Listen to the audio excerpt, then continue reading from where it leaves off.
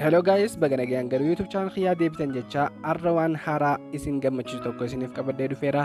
Viidiyoon arraa ammoo maallaqa online irratti aappii tokko qofa fayyadamuudhaan akkamiin guyyaatti $20 fi isaa ol akka hojjechuu dandeenyu isin agarsiisa. Yeroo dabre community post yookaan ammoo community YouTube irratti yeroon gosa barnoota kiyyaa share godhu namoonni parsantii hedduun waa'ee maallaqa online filatanii jirtu. Anis kana sababeeffachuudhaan guyyaa arraa eegalee aappota ajaa'ibaa fi isin gammachiisan akkasumas websaayitii garaagaraa irraa akkamiin maallaqa akka hojjechuu dandeenyu viidiyoolee garaagaraa isiniif hojjechuuf murteesseera. Yeroo maallaqa online hojjennu irra caalatti kan kafaltiin nuuf kafalamu karaa PayPal fi akkasumas karaa Payoneer kan jedhamu kan jiraatu yoo ta'u innis viidiyoolee itti aanu keessatti karaa sirrii ta'een akkamiin akka banan viidiyoolee isiniifin hojjeta. Namoonni viidiyoo kiyyaa kallattumaan daawwattanii maallaqa minimum account yookaan ammoo maallaqa withdraw godhuuf karoora qabdan viidiyoolee PayPal akkasumas Payoneer wal duraa duubaan karaa sirrii ta'een kan isiniif hojjedhuuf PayPal dogoggoraa irratti maallaqa akka hin dabarsine gamanumaan isiniif dhaame jechuudha. PayPal yoo amantan ammoo yookaan ammoo PayPal amma dura maallaqa isiniif fudhatee jiraatu yoo ta'e maallaqa keessan kallattumaan withdraw godhuu dandeessu. Kana yeroo jennu fakkeenyaaf namoonni minimum account aappota babbareedoo legit irraa gahan karaa PayPal dogoggoraa yeroo dabarsan maallaqni isaanii hold yookaan akkasi qabamu yookaan karan taane dabruu danda'u. Haala saniin namoonni hedduun farda yookaan ammoo soba jaanii dhiyeessu. Kanaafuu namoonni PayPal fayyadamtan akkasumas Payoneeris ta'ee karaa sirriidhaan yoo banatan jiraattan maallaqa keessa withdraw godhachuu dandeessu yookaan ammoo viidiyooleen itti aanu keessatti PayPalis ta'ee Payoneer karaa sirrii ta'een akkamiin akka banan viidiyoo wal duraa duubaan isiniif inni hojjedha. Hagasitti maallaqa akka withdraw yookaan keessaa hin baafanne isiniif dhaama. Gara viidiyochaa kanattiin haa dabarru.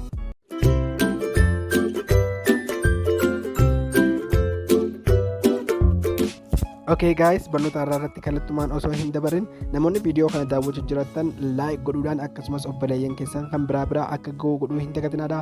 Akkasumas warreen chaanala kanaaf haaraa taatanii dhuftan baga nagayaan dhuftan isin jecha chaanala kana keessatti waa'ee maallaqa online akkasumas tips tricks garaagaraa isiniif gadhiisaa waan hin jiruuf subscribe godhuun akkasumas iddoo bell notification kana yoo banattan viidiyoon an gadhiisu nama hunda dura akka isin qaqqabuuf isin gargaara jechuudha. Barnoota irraa keenya irratti kallattumaan yeroo dabarru aappichi guyyaa irraa ilaallu ammoo aappii isa kanaa.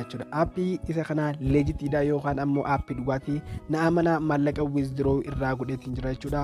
Viidiyoo itti aanu keessatti ammoo minimum amount yeroo lammaffaaf yeroo gahu akkamitti akka withdraw godhuu isin gargaara. Amma jalqaba irratti wanti dursu aappii argachuudha jechuudha. Aappii akkamitti argattan linkii isaa description irra isiniif kaa'eetiin jira. Linkicha qofa tuqaasuudhaan kallattumaan karaa Play Store keessanii yookaan ammoo Google Chrome keessaniitiin dabarfachuu ni dandeessu jechuudha.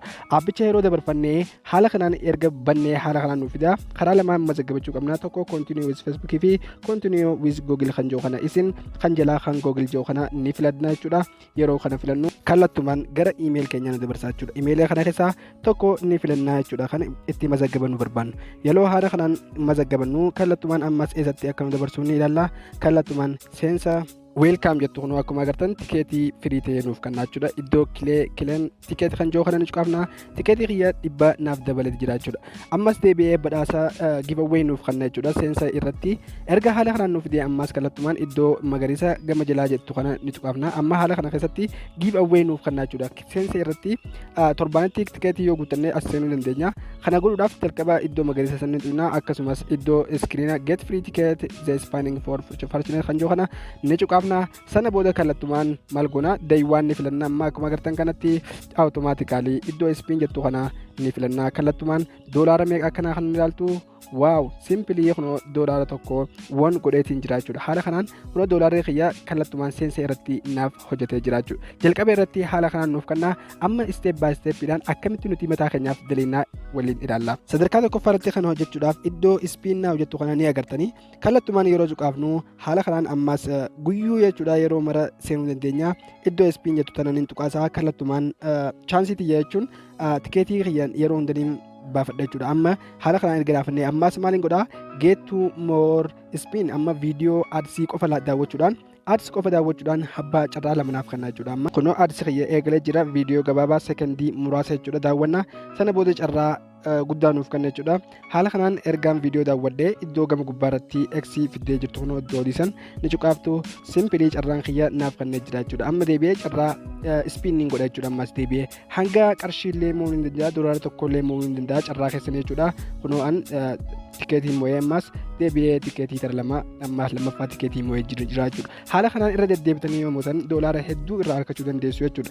Isteeppii jalqabaa irratti haala kanaan dalaginaa jechuudha. Simpilii isteeppiin inni lammaffaa ammoo geema taphachuudhaan geema lallaafaa yeroo muraasaaf taphachuudhaan kun akkuma jala kanatti agartan finish all mission kan jiru kanan taphachuudhaan tikeetii hedduu irraa argachuu dandeessu jechuudha. Faayidaan tikeetii maal jechuun keessan oolu tikeetiin faayidaa hedduu qaba. Fakkeenyaaf iddoo piraayis jettu tanaa kun gama jalaa irratti argamtu iddoo piraayis jettu kun akkuma agartan iddoo kana irratti qo'attan tikeetiin kun faayidaa inni qabu faayidaa isaa hedduu isiniif hima jechuudha. Haala kanaan aadsiilee hedduu daawwachuu ni dandeessanii. Amma tikeetiin faayidaan isaa maali?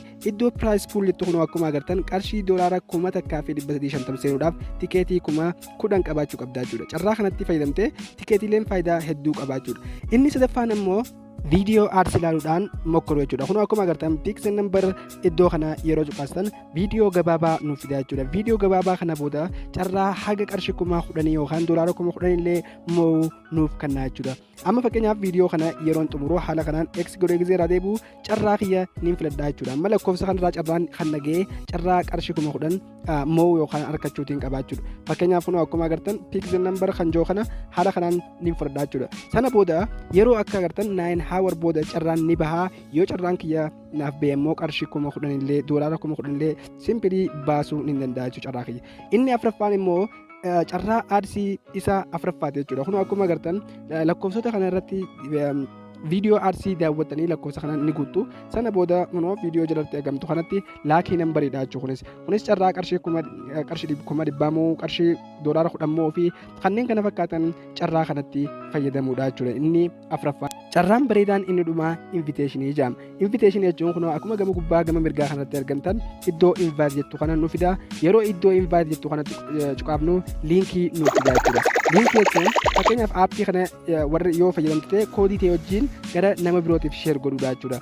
Akkuma agartan gara sheer liink kan jiru kana yeroo cuqaafnu simpilii koodii keenya nu fida jechuudha. Koodiin kun akkuma agartan iddoo kooppii jettu kana ni cuqaafna. Kunoo koodiin gama gubbaa kanatti argamte iddoo kooppii kana yeroo cuqaafnu koppii liinkii mataa keenyaa nuuf kenna jechuudha. Sana booda yoo miidiyaa hedduu qabaatte sana irratti sheer godhuuf akkasumas saayiba keetiif sheer godhuu ni dandeessa jechuudha. Simpilii namoonni seelaan mazaggabatan ati maallaqa argachuu dandeessa jechuudha. Carraan inni kaan ammoo wizdirooidha. Akka inni wizdiroo goona kan jiru ammoo maallaqa keenya kan gama gubbaa irratti argamu kunoo doolaaree kiyya ni cuqaasa jechuudha. Simpilii yeroon doolaaree kiyya cuqaasu haala kanaan naaf fida. Sana booda kunoo baasuudhaaf maali minimum ammaawuntii doolaara 10 gahuu qabda jechuudha. Kunoo haala kanaan ammaan doolaara takka tuqaa 80 waan hin qabuuf haala kanaan baasuu hin danda'u. Simpilii gizee doolaara 10 gahee haala kanaan baafachuu karaa peebara kiyyaas baafachuu ni danda'a jechuudha. Akka irraa gammaddan abdiin qabaa viidiyoon kun yoo isinitti tole laayik godhuun akkasumas chaanala kanaaf haaraa taatan sabiskiraayib godhuun iddoo beelna notifikashinii banachuu hin dagatinaa. Viidiyoon babbareedoon akkanaa akka isin dafee nama hunda yeroo isin qaqqabuuf isin gargaara jechuudha. Yaadas ta'ee gaafii yoo qabaattan koomentii naa kaa'uu hin dagatinaadha. Viidiyoo kana waan daawwattaniif baay'ee galatoomaa. Haga viidiyoo biraatiin walitti deebinutti nagaan naa turaa.